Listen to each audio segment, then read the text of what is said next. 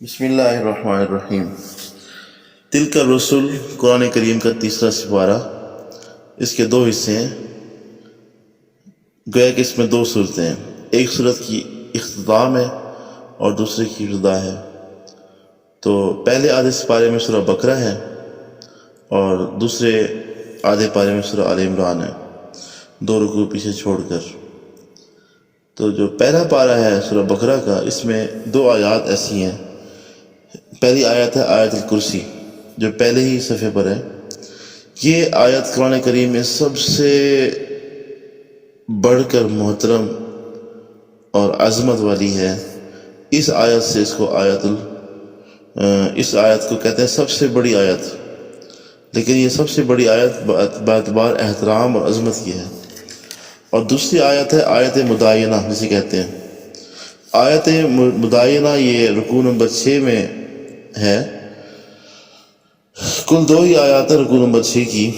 تو یہ جو آیت مدائنہ ہے، معاملہ والی، مدائنہ معنی معاملہ والی جو یہ آیت مبارکہ ہے، یہ سب سے بڑی ہے باعتبار حروف کے اور الفاظ کے۔ عظمت تو سارے قرآن کریم کی ہے، تو باعتبار الفاظ اور حروف کے بھی یہ سب سے بڑی آیت ہے۔ ایک بات اس میں یہ ہے، بہرحال تو اللہ پاک تلک الرسل سپارہ شروع فرما رہے ہیں اس بات سے کہ یہ رسول سارے ہم نے بھیجے ہیں، بعض سے بڑھ کر ہے فضیلت میں۔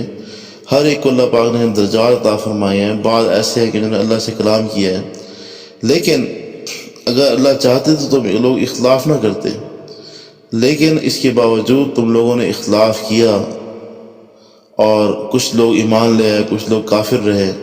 یہ اس لیے کہ اللہ جو چاہتے ہیں وہ کرتے ہیں، اور اللہ کی چاہت یہی ہے کہ بندوں کو حق دے کر پھر آزاد چھوڑ دیا جائے، آیا کہ وہ حق قبول کرتے ہیں یا نہیں کرتے۔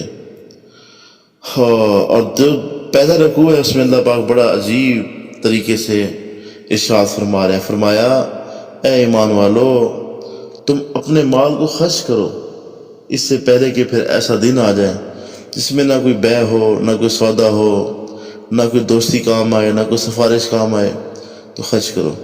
اس کے بعد آیت الکرسی ہے، اس کے بڑے فضائل ہیں آیت الکرسی کے، اور اس میں سارا اللہ نے اپنے ذات کو بیان فرمایا کہ اللہ، اس کے سوا کوئی معبود نہیں، وہ زندہ ہے، ہمیشہ رہنے والا ہے، اسے نیند نہیں آتی، اونگ نہیں آتی، زمین و آسمان کا مالک ہے، کون ہے جو اس کے سامنے آ کر سفارش کر سکے، سب کچھ جانتا ہے، جو کچھ پہلے ہو چکا، جو بعد میں ہوگا، سب جانتا ہے، ہر چیز اس کے علم میں ہے، علم کی احاطہ میں ہے۔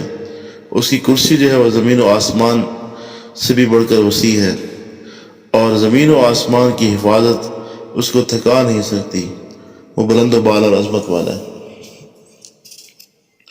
اس کے بعد ارشاد فرمایا کہ دین میں کوئی سختی نہیں ہے، ہدایت واضح طور پہ کھل کے آ چکی ہے، اب تمہاری مرضی ہے، جو چاہے ایمان لائے اور جو چاہے کفر کرے۔ بہرحال جو لوگ کفر کریں گے طاغوت کا، نفس کا، شیطان کا، اور اللہ پر ایمان لائیں گے، وہ یہ جان لیں کہ انہوں نے ایسی مضبوط ایک رسی کو تھام لیا ہے، کڑے کو، جس سے ٹوٹنا نہیں ہے، جو ٹوٹ نہیں سکتا۔ اللہ سننے والے تو جاننے والے ہیں۔ تو اس میں گویا کہ اللہ نے اپنی دوستی کا پیغام دیا ہے کہ اللہ ان لوگوں کا دوست ہے جو ایمان لائے ہیں، اور دوستی کے حق کیا ادا کیا جاتا ہے کہ اللہ ان کو بے پردگی سے نکال کر پردے میں لے آتے ہیں، ظلمات سے نکال کر، اندھیروں سے نکال کر روشنی میں لے آتے ہیں، پاکیزگی میں لے آتے ہیں۔ بے نمازی تھے نمازی بن گئے، قرآن نہیں پڑھتے تھے قرآن پڑھنے والے بن گئے، طرح طرح کی بری عادات تھیں وہ رفتہ رفتہ چھوٹنا شروع ہو گئیں۔ اس بات کی علامت ہے کہ آپ اللہ کے ولی ہیں، اللہ آپ کے دوست ہیں، اور جن کے دوست طاغوت ہیں، شیطان، وہ ان کو نور سے اندھیروں میں لے جاتے ہیں۔ نماز پڑھتے تھے نماز چھوٹ گئی، پردے کی پابندی تھی پردہ چھوٹ گیا۔ یہ اللہ پاک نے کسوٹی اور معیار قائم فرما دیا کہ یہ کسوٹی اور معیار ہے کہ تم اچھائی کی طرف جا رہے ہو، برائی کی طرف جا رہے ہو۔ اگر تم اچھائی کی طرف جا رہے ہو تمہارا ٹھکانہ جنت ہے، اور اگر تم اللہ نہ کرے رفتہ رفتہ گناہوں میں لت پت ہوتے جا رہے ہو، اولاد کی وجہ سے یا مال کی وجہ سے، جو بہت بڑا فتنہ ہے، فرمایا کہ یہ تو لوگ جہنم والے ہیں، اس میں ہمیشہ ہمیشہ رہیں گے۔ اس کے بعد اللہ پاک نے 4 قصے بیان فرمائے، مشہور قصے ہیں۔ یہ الگ سے انشاءاللہ ریکارڈ بھی کروائیں گے ہم۔ ایک قصہ ہے ابراہیم علیہ السلام کا نمرود کے ساتھ، دوسرا قصہ ہے ابراہیم علیہ السلام کا جب انہوں نے فرمایا کہ اللہ میں دیکھنا چاہتا ہوں کہ تو کیسے مردوں کو زندہ کرتا ہے، تیسرا قصہ یہ، اور دوسرا قصہ ہے حضرت عزیر علیہ السلام کا۔ تو یہ سارے قصے اسی پر ہے کہ مرنے کے بعد جی اٹھنے پر ہے، کہ کس طرح اللہ مردہ کو زندہ فرماتے ہیں۔ اور اس کے بعد پھر اللہ پاک نے مسلسل جس بات کو لیا ہے وہ ہے اللہ کے راستے میں خرچ کرنا۔ فرمایا میرے راستے میں خرچ کرو تو میں بڑھا چڑھا کر دوں گا، خوب دوں گا۔ اور اللہ کے راستے میں خرچ کرنا ایسے ہے جس طرح آپ ایک دانہ ڈالتے ہو زمین میں، اس سے ایک سٹا نکلتا ہے، اس میں 7 خوشے ہوتے ہیں، ہر خوشے میں 100 دانے ہوتے ہیں، تو ایک دانہ 100 میں تبدیل ہو گیا۔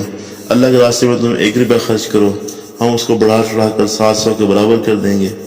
تو فرمایا کہ تم بڑھانے کا طریقہ سمجھتے ہو کہ سود سے مال بڑھتا ہے، اللہ قسم اٹھاتے ہیں کہ نہیں، سود کو میں گھٹا کر رہوں گا اور صدقات کو بڑھا کر رہوں گا، لیکن تم الشیطان یعدکم الفقر، شیطان تم کو ڈراتا ہے فقر سے اور برائی کا حکم کرتا ہے۔ چنانچہ جو لوگ شیطان کے پیروکار ہوتے ہیں ان کو اللہ کے راستے میں دیتے ہوئے 100 روپے ان کو موت آ جاتی ہے، لیکن 100 روپے کے پیزے کھا لیں گے، پرواہ نہیں ہوگی۔ اللہ تم سے وعدہ کرتا ہے مغفرت کا اور فضل کا، کھانا اصل نہیں ہے، کھلانا اصل ہے، دینا اصل ہے۔ پھر اللہ پاک دیتے ہیں، پھر حکمت بھی دیتے ہیں، جس کو اللہ پاک حکمت عطا فرما دیں اس کو خیر کثیر مل گئی۔ اصل چیز حکمت ہوتی ہے جو دائمی ہے، مال تو آنے جانے والی چیز ہے۔ تو یہ ایک بہت بڑی نصیحت ہے، اس کو عقل والے ہی سمجھ سکتے ہیں۔ فرمایا تم جو بھی خرچ کرتے ہو ہم اس کو جانتے ہیں، تم صدقات کو ظاہر کرو یہ بھی اچھا ہے، چھپاؤ یہ تمہارے لیے بہتر ہے۔ تو بہر صدقات کو اللہ پاک لے کر چلتے ہیں آگے، اور فرمایا کہ اصل جو صدقات ہیں ان لوگوں کے لیے ہیں جو اللہ کے راستے میں بند کر دیے گئے ہیں۔